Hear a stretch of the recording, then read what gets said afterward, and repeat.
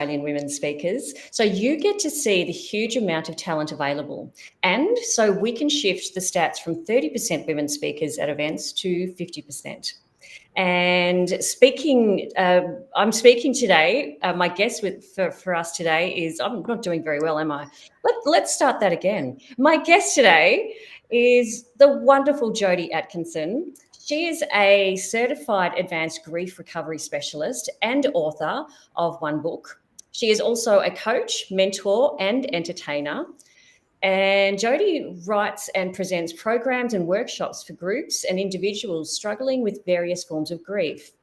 Jodie has also put together a cabaret show based on her book called Have You Met My Grief?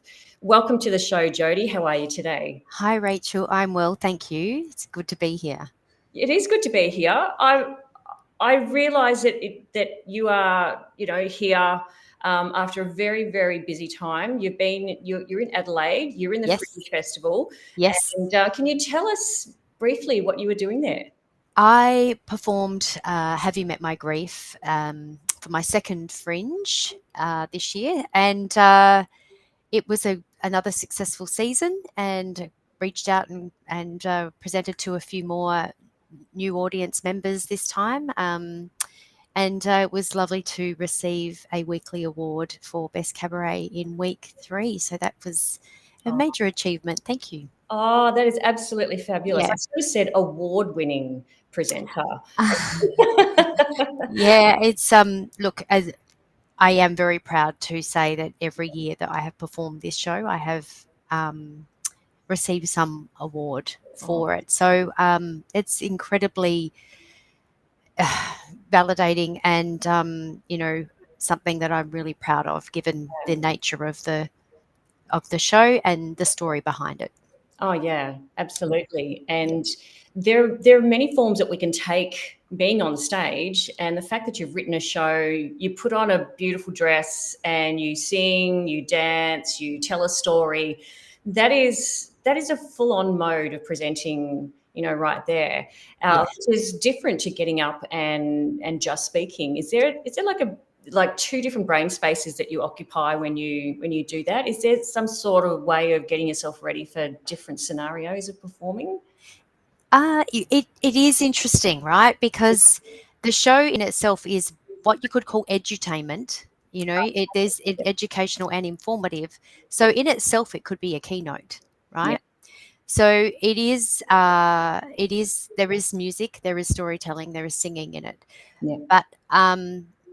But speaking and presenting a talk is also about storytelling. Yeah. And I think that that's a very effective way to communicate messages, rather than standing there and just presenting factual information without some sort of context to it. I think storytelling is the new way to reach audiences.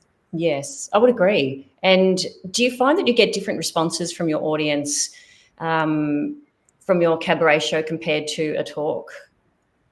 Yeah, I find just a couple of comments that have come out of Fringe just recently has been that it's been a very healing experience for someone. Okay. That people have, I tell them they may laugh, they may cry, and they usually do. But sometimes that is something that is needed. And the feedback afterwards is, I needed to see that. I needed to have that moment. Yeah. I really needed to have that emotional release. Yeah. So just because people are upset doesn't mean they don't want to be there. Yeah. It is actually something that it's connecting them to their own story. Yeah. And they may be for the first time actually acknowledging that. So it's a really powerful moment. I think it's, people will say that they've learned something that they may not have known, and they take away information to support other people in their community or in their family that are grieving the loss of someone or something. Yeah. And they feel more equipped to be able to do that. Yes. And I can imagine, the training that you've had, you're a certified grief specialist, grief recovery specialist. Yep. did this come about in a way that, you know, for example, you know, doing your show, you could just get up on stage and you could be, you know, presenting a show or presenting a talk, but in reality, you're going to be having some real conversations with people after those talks and shows. Do you feel Always. better equipped to be able to deal with that, considering you've got that training as well? Yeah, well, lived experience has also taught me just how ill prepared we are as a society for the way Yeah, grief can show up for us, but also how we engage with it. yeah, So, my learning through my own experience with grief recovery method yeah, has meant that I've learned a new way to yeah, engage with it. And I'm very passionate about sharing that, which is why I became yeah, certified as a grief recovery specialist. yeah, So I'm very comfortable in that space, and I'm very, vulnerability and I are very good friends. yeah, And I think it's about teaching people that it's okay to not have all the answers and have all the words, and yeah, you don't have to have a degree in psychology to support someone grieving. You just have to turn up and be yeah, there, be yeah. present. Yeah. Be able to read people, I would imagine. Yeah, Sorry, say that again. and be able to read people as well. Yeah, it's about, not just asking, Yeah, I don't know what to say, I don't know what to do, but I'm here and yeah, I want to support you. yeah, yeah, Yeah. yeah. Jodie, tell us about your actual presentations and workshops. Um, I notice it in your bio. You talk about how you put those together. Is that sort of like a bespoke experience that you create for different people based on different needs or different forms of grieving? It can be. It depends who on the audience I'm speaking with. If it's largely a widowed community that I'll be engaging, it would be much focused on navigating life after loss in that space. Yeah, Um, Sometimes it's about career, sometimes it's about pet loss. yeah, But at the end of the day, the concept is the same in terms of the relationship that we have to that loss, the relationship we have to ourselves, yeah, the relationship that we have with our career. It comes back to um, really exploring that and looking at ways that we can deal with the unmet hopes, dreams, and expectations of those relationships, and the fact that things don't always go to plan. yeah, And when we are suddenly faced with an end of a relationship, end of a career, or something like a pet dies, we have a whole lot of conflicting emotions about that. yeah, And it's not how it was supposed to be. So we're dealing with the undelivered communication, unmet hopes, dreams, and expectations, yeah. and being able to explore that so that we can move beyond pain of loss. Yes, yes, and you know, on a personal note, I recently lost one of my dear cats, and the grief was unimaginable because you know, she was 16 years old. She had been a part of my life for so long, and she was a constant companion, quirky little character, Mhm. and really left an imprint. And I kept saying to myself, but she's just a cat, but she's not. You know, it was just, you know, trying to justify trying to move through the grief quickly. But in the end, I just had to let myself, you know, just grieve and feel it.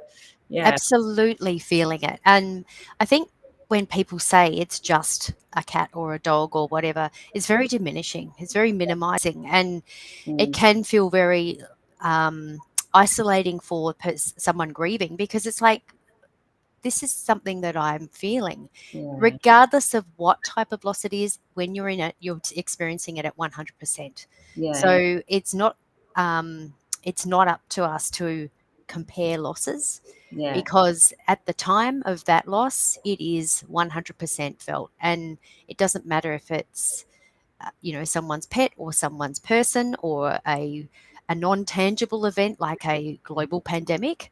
yeah, There's loss involved, and patterns of behavior and continuity that mm, we're used to. And yeah, when that stops, yeah, we have feelings about that. And our pets are part of our family, whether people want to acknowledge that or not. They are. Yeah. Yeah. Oh gosh, yeah, absolutely. And yeah, it really surprised me just how deep that grief went. And I thought, well, this is the impact she's made on me. So Absolutely. I have to feel this. I'm gonna have to process this. So yeah, Yes. They leave paw prints on our hearts, that's for sure. they do. Mm. Um, what was I going to ask?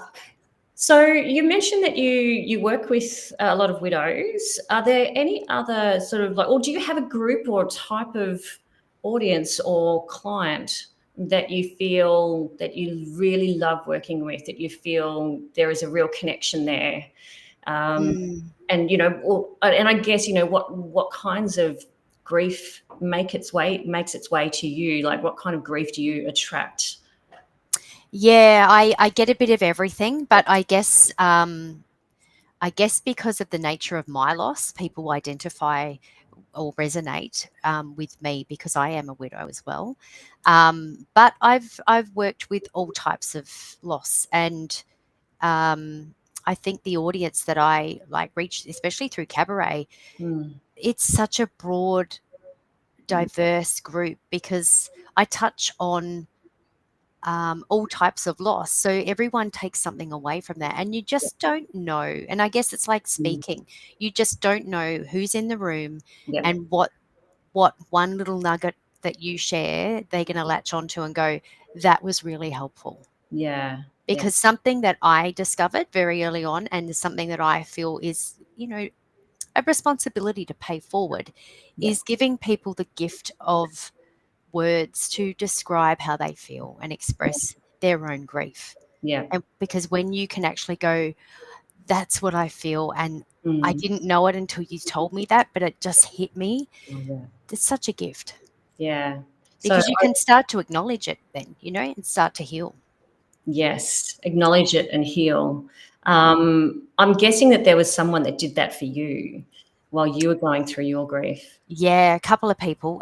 Nora McInerney, who is an author and podcaster, she has this amazing TED talk about we don't move on from grief, we move forward like with it. Like it's a really powerful TED talk about grief and the impact that it can have on you. She's Yeah, also got a number of books out, and one of my favorite books that became my little, I guess, my little Bible was the Hot Young Widows Club, and there was a lot of nuggets of information in there that I just a little bit dark humor that I completely got, yeah. and it was a gift from a friend on my birthday, which Oh, wow. some people thought that was weird that she would give me a book about grief on my birthday, but I was like, well, she gets me. She knows what I need. She knows Yeah, what I want. yeah, So yes, she gave me some amazing words, and Move Forward was yeah, one of those things that I really felt resonated yeah, for me, and created the space for me to explore my own language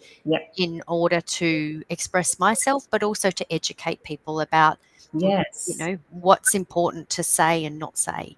yes. That was my next question, actually, Yeah. around so you've gone through your own experience, and it's intense. It is what it is, Mm. and you're processing it, but at some point you've said to yourself, I'd really like to help other people. I'd really Mm. like to help educate and get the word out there. What was that process, or what led you to take that step?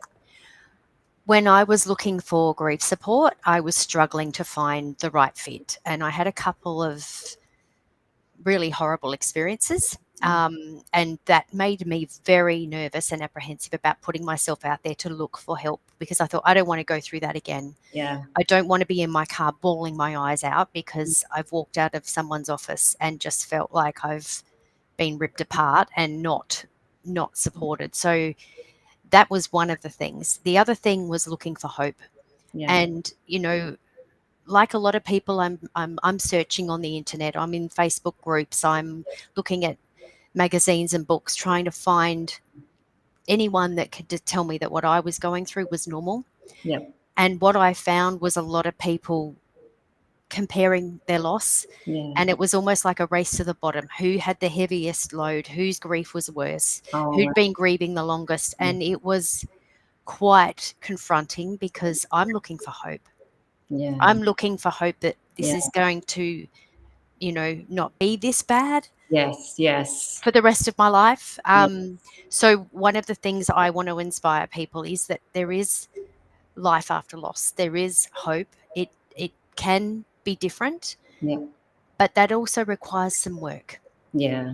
It doesn't just get better on its own. And time is not a healer because it just passes if we don't actually address what is creating those feelings and making us feel triggered and, Yeah. you know, um, things that we shy away from because we don't want to push on those sore, bruised parts of ourselves. We Yeah. need to actually expose them, acknowledge them, Yeah. and deal with them. Yeah. So hope is one of the things, and reframing our mindset around a lot of loss too, like Yeah. the way that we think. For example, some widows feel like they're being unfaithful or disloyal to their dead spouse if they repartner or think about dating again. Mm. And it's like, let's rethink it, that if we took our marriage vows and we said till death us do part, we Mm. have actually honored our vows. Yeah. Um, so it's just reframing some of those things that we may be telling ourselves, or the dialogue that we're hearing from society about it's too soon, or you shouldn't be doing that, or aren't you happy just to be by yourself? You're really lucky you had that in your life. It's sort of like, hang on a second, let's take a step back and think about what we want, and being a little bit, I don't know, selfish is the right word, but a little bit more protective of self and saying, it's my time to decide where I go from here. I didn't have a choice about how I got here, Yeah. but I do have a choice about how I'm going to navigate this. That is really powerful. That's really powerful Yeah. and very motivating. Well, I think again, it's a lot of self-reflection, a lot of sitting in it, a lot of listening, a lot of Yeah. researching like different opinions and views, and listening to the unhelpful programmed responses that we tend to hear. Yeah. And look, full disclosure, I have been that person in the past when I didn't know better. Yes. But I'm a firm believer, when you know better, you can do better, right? And when you're armed with new tools and new information, you can make better choices. Yes. Are there many other people out there talking about the stuff that you're talking about, or to the degree or to the depth that you're talking about it? There are people out there talking. Look, it is starting to shift. We are starting to move away from that old kind of method of stages of grief, mentality, and looking at more, more inclusive and less kind of boxed and titled kind of approach. Yeah. But in terms of life after loss, I'm not sure. I kind of like to listen and hear what's going on, and listen to people around me, and listen to the conversations people are having, Yeah. and the questions that people are asking, and kind of, if I don't have the answers, I just kind of sit with that and think, well, what does that look like? What can we do about that, or how do we change that, or Yeah. um, explore different ideas. There's no rules to this stuff. That's one thing I've learned. There's no rules, and there's no right or wrong way. Yeah. Yeah. But yeah, and I hate saying the word permission, because I don't think we need permission. Mm. But some people are seeking Mm. some guidance in how they're going to move forward, or making decisions that they want to make. Mm. Yeah. That's so interesting. My brain is thinking about all of the instances in life where we are touched by grief in some way. Mm. And I'm thinking of something very obscure, and that obscure thing is watching a movie that makes me cry. Mm-hmm. And it brings up pain, it brings up grief. Yep. It's not about what I've just seen on the screen. It's about, something else that's going on in my life, and watching a sad movie is a trigger for that. And I can imagine that sitting there and reframing that experience, rather than saying to ourselves, oh, I'm a bit of an idiot, um, it would be much more helpful to go, what's that about? And Yeah. where is that coming from? Because that just came out of nowhere, but it really didn't. Absolutely. Like, the arts are beautiful, right? Whether it's a book or a movie or a documentary on the telly or a cabaret show, the arts are an amazing platform for engagement and connection. And that's what I love about it. That's what I love. So when we're watching a movie and we see, like Red Dog or something like that, where an animal is the star of the show, and then at the end of the movie, it ends the way it does, and we have feelings about that. Yeah. It's connecting us back to our own stuff when we might have been in that situation, because we come at it from a subjective view. Yeah. We identify with the main characters in a movie, or we read a book and it's about someone else's life, but we're applying our own stuff to it. Yeah. So it's very subjective. So when we are feeling those things, it is an opportunity to go, it's made me think about a few things, and what am I reflecting on? And it's okay. In fact, it's better than okay. Just sit in our feelings and go, isn't it interesting that I'm feeling this right now? Yeah. What is that trying to tell me? Get curious about it. Don't judge it. Yeah. Stop judging our emotions as good or bad. They are messages, and they're trying to tell us something. Yeah. Yeah. I think it's really, really profound. And we often sabotage ourselves from doing that. But I'm just, my curiosity is just being piqued as we're chatting, Jodie, because I can just see so many uses for this process that you understand in other, aspects of life. But I want to ask you a different kind of question, and that is, has there been a real standout experience when you've been presenting, whether it's your cabaret show or delivering a keynote, where that's really impacted you? I think just recently being, talking to people after cabaret show in particular, speaking brings up questions, but the cabaret seems to land a little bit Yeah. differently, I think. But Yeah. and the thing about cabaret, it is a two-way conversation. It might be one person on stage doing a lot of talking and singing, but it is a two-way interaction, because you do ask the audience to put their hand up and say things or offer some information. So it is very, very interactive. Yeah. And I think one comment that was made to me just recently was like that woman that said, "I found this incredibly healing," and Mm. I, uh, yeah, I had feelings about that. I felt my eyes tear up a little bit, because it's like I said to you, it's such a gift when Yeah. you've given someone space to explore their own stuff, Yeah. Yeah. and whether it's a speaking. A room full of people listening to a keynote speaker, or a cabaret show, or whatever. As I said, if the ability to connect with someone and say, it's okay to have these feelings, and these are the things that are happening, and you're not going mad, or you're Mm. absolutely valid, and um, it's allowed to have the feelings you have. They're real, they're raw, they're yours. Yeah. Um, you know, it's okay. It's Yeah. absolutely okay. Yeah. And like you say, you don't know how that's going to impact you as the presenter. You just remain open. Do you find that you have to come down after events like this and sort of go, I'm just going to go and see a funny movie now, just to not cover your, the processing, but there must be some sort of shift you feel like you need to take yourself through, just to say, okay, I'm going to leave that there. We're going to park it for a little bit. Let's just get some happy vibes going. I'll return back to it later. How do you process all of that afterwards? I think some people, I think, do assume that because I'm sharing some deeply emotional stuff, or where the talk is about Yeah. something really deeply personal or heavy, Yeah. is that I suddenly need to offload all of that. I actually am okay. Yeah. Look, um, without agenda, you've got to find something that works for you Yeah. to work through stuff. Yeah. And I offer something that I found helpful, but there are so many ways out there that it's not a one size fits all. Yeah.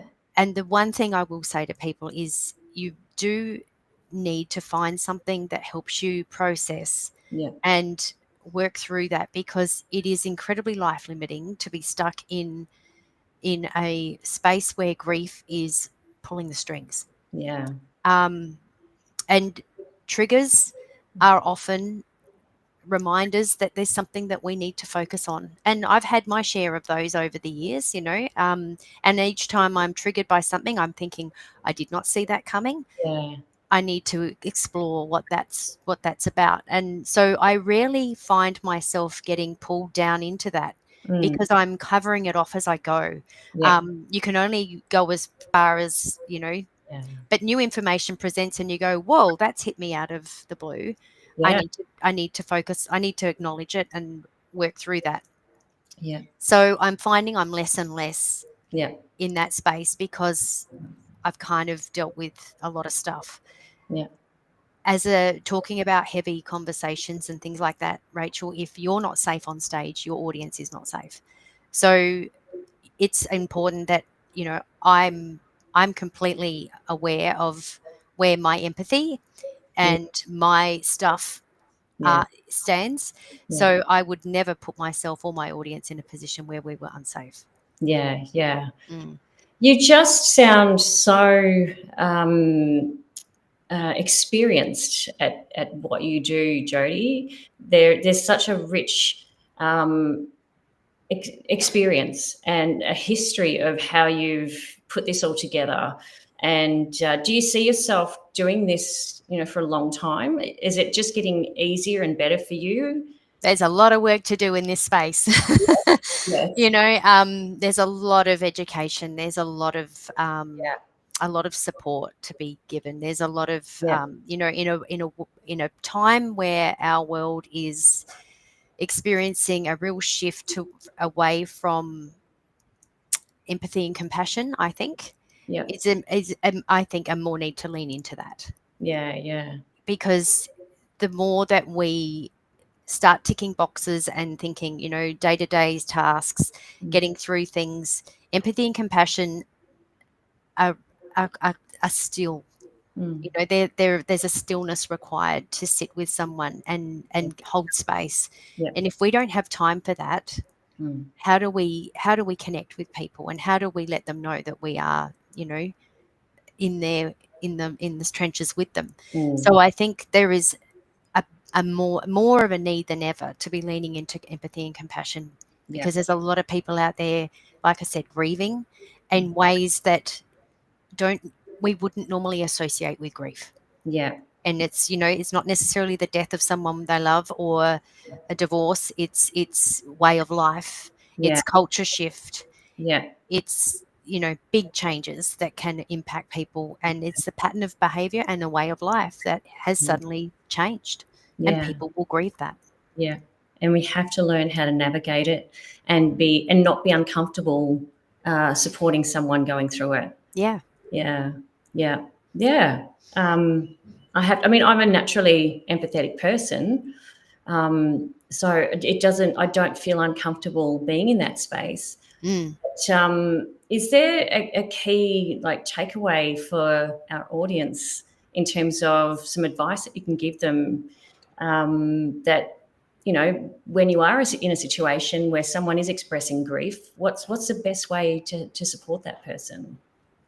So don't ask them lots of questions, Mm-hmm. because the best thing you can do is just say, look, I Yeah. heard what happened, Yeah. and I'm here for you. Is there, do you want to talk about it? Yeah. And then we just stop. Mm. Do not ask questions, because as soon as you start asking questions, it's no longer their story, it's yours. Yeah. Why are you asking the questions, and why do you need to know? Mm. If they want to tell you, they will. Yeah. And if they don't want to tell you certain aspects and they say, look, I don't think I'm ready to talk about it, respect that. Yeah. Be the safe person that they can seek out when they are ready, Yeah. because you've provided space and you've not put that pressure on them. If you do go and visit someone, ask before you touch dishes, ask before you put a load of washing on. Yes. I had a coffee cup of Craig's that sat on the computer desk for 6 months before I moved it, because that was where he sat every day.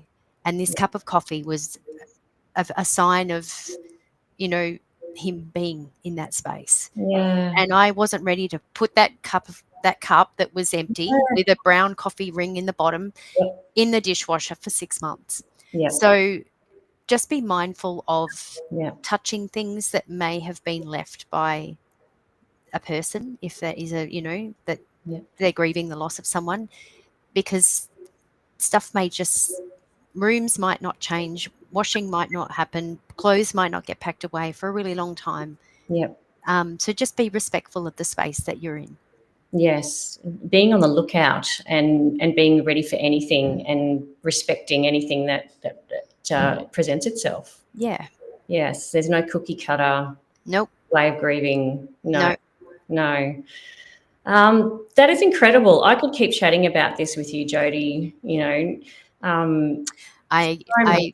I'm much the same. I love talking about it. Mm, It's something I'm incredibly passionate about, and I want to support people too. But it's also, that the next chapter after that, when the dust has settled and life has gone back to normal, it's that navigating life after loss, and what does that look like, and re getting to know you again, yeah, and you're put back together a bit differently, so you may not feel the same about yeah. things. So, We don't consider that in the context of grief, do we? no, Mm, it changes you, and it can change your perspective, and it can change your identity and your connection to things that you may have once felt incredibly passionate about, that you kind of go, yeah, I don't know if I want that career anymore. I don't know if I want to live in that house anymore. I don't know if I like doing that sport anymore. yeah.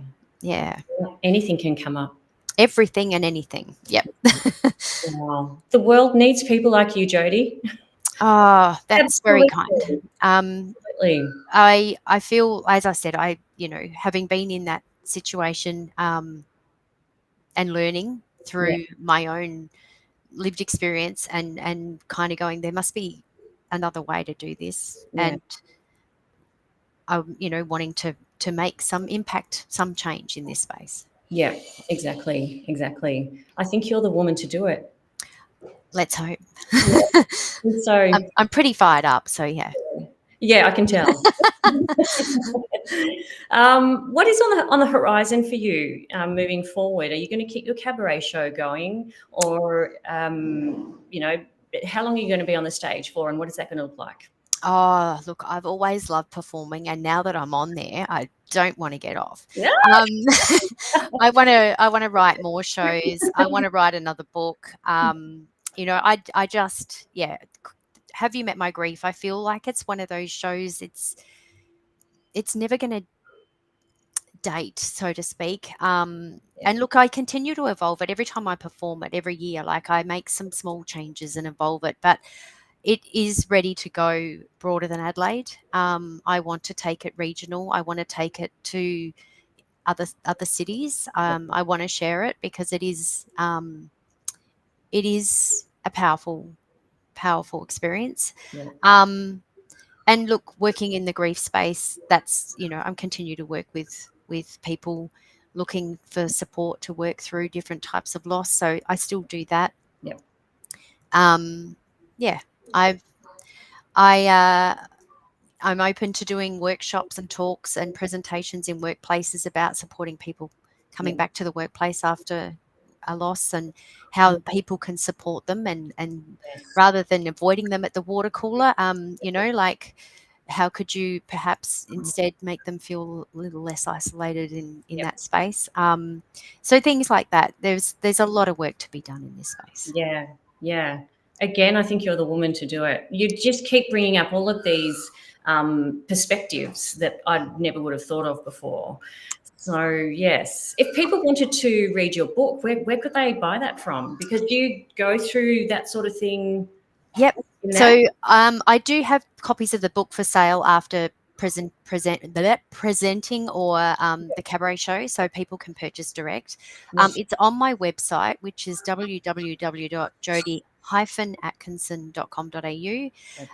It is on Amazon. It is on a number of platforms online.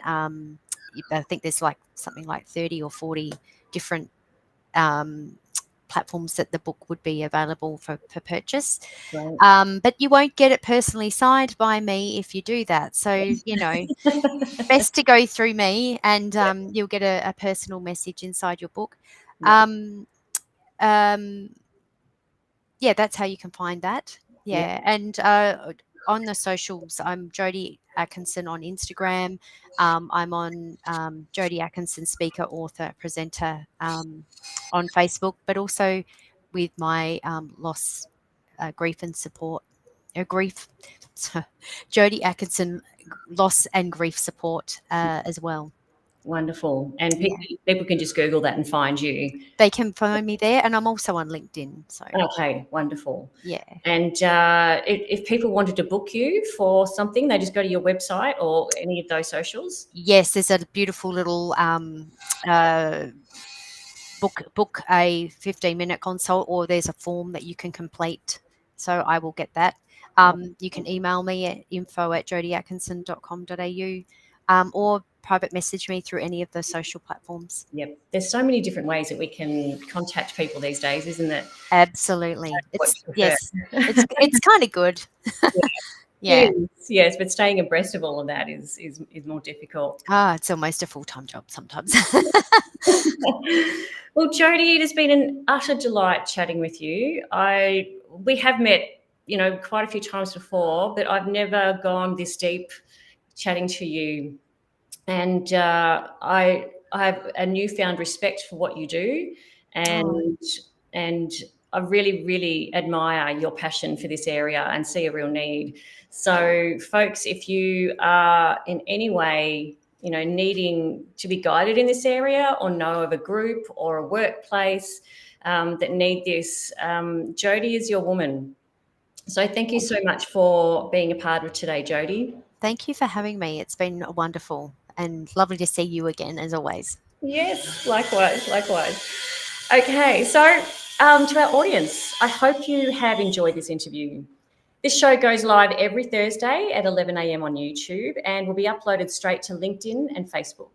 If you need a speaker, please go to womenspeakers.com.au. I really hope you can hear me over the power tools with a bit of a renovation going on. And by visiting womenspeakers.com.au, you don't have to pay a commission. You can contact your preferred speaker directly, and you can search by topic and location. You're also welcome to post a request into our Facebook and LinkedIn groups called Australian Women Speakers. And if you are a speaker or want to be, sign up to our directory and get found. Thanks again for joining me today. My name is Rachel Pietsch. Have the most wonderful day.